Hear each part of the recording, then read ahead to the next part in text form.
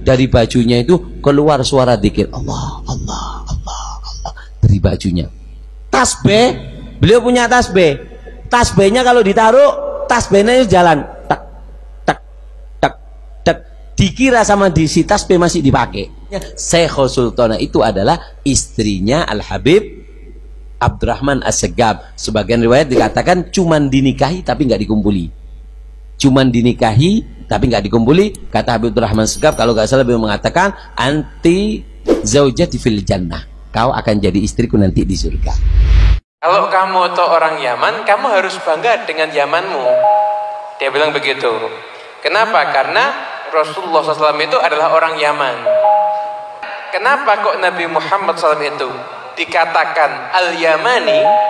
Karena Nabi itu keturunan daripada Nabi Ismail alaihissalam. Dan suku Jurhum itu berasal dari Yaman. Akhirnya Nabi Ismail itu menikah dengan suku Jurhum tersebut, dan akhirnya lahirlah keturunan beliau, dan diantaranya adalah Nabi Muhammad SAW. Makanya akhirnya Rasulullah SAW itu disebutkan juga beliau adalah Al-Yamani. Itu beliau adalah Nabi yang berasal dari Pulau Jawa, Indonesia ini dikatakan Bintu Tarim. Ini punyanya Aulia Tarim.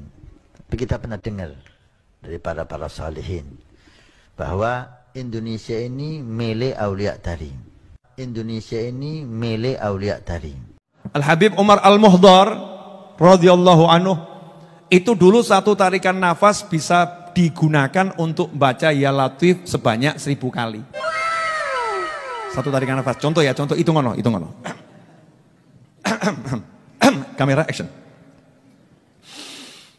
Ya Latif, Ya Latif, Ya Latif, Ya Latif, Ya Latif, Ya Latif, Ya Latif, Ya Latif, Ya Latif. Mengikuti amalannya Muqaddam Tsani Habib Abdurrahman Segaf, umur 7 tahun mengkhatamkan Al-Quran dalam 1 rakaat. Umar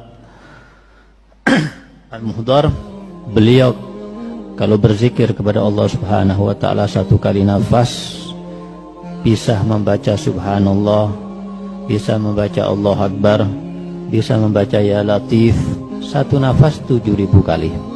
Habib Abdurrahman As-Segaf bin Muhammad Maulad Dawileh 60 kali dalam 1 malam menghatamkan Al-Quran.